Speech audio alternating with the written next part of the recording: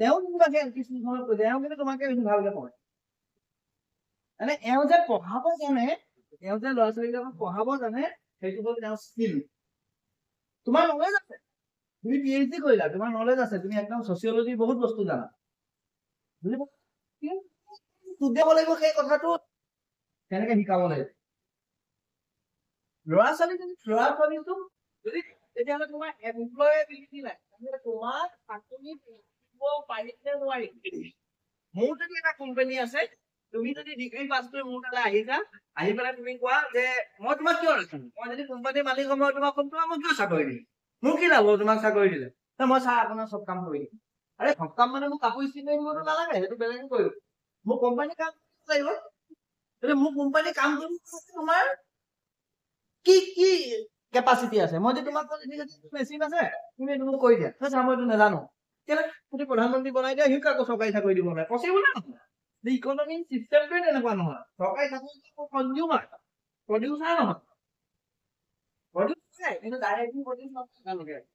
মই একো চৰকাৰক আৰ্ণ কৰি দিয়া নাই মই নলেজ বেছ ক্ৰিয়েট কৰিছো মই ইনডাইৰেক্টলি কৰিছো কেনেকে কৰিছো মই যদি ট্ৰেইনিং দিছো তোমালোকৰ যদি 40টা ট্ৰেইনিং দিছো তাৰ ভিতৰত যদি সেই ট্ৰেইনিংটোৰ পৰা সহায়ক হৈ যদি তোমালোকে কাইলে জব পাইছা সোনকালে জব পাইছা তেতিয়া সোনকালে আৰ্ণ কৰিছা তুমি যদি সোনকালে আৰ্ণ কৰিছা তুমি 10,000 টকা যদি আৰ্ণ কৰিছা তুমি 2,000 টকা জমাইছা 8,000 টকা খৰচ কৰিছা 8,000 টকা যদি খৰচ কৰিছা তুমি 8,000 টকাৰ বস্তু কিনিছা 8,000 টকাৰ বস্তু কিনাৰ লগে তুমি GST পে কৰিছা খুব পইচাটো চৰকাৰ ধৰি গৈছে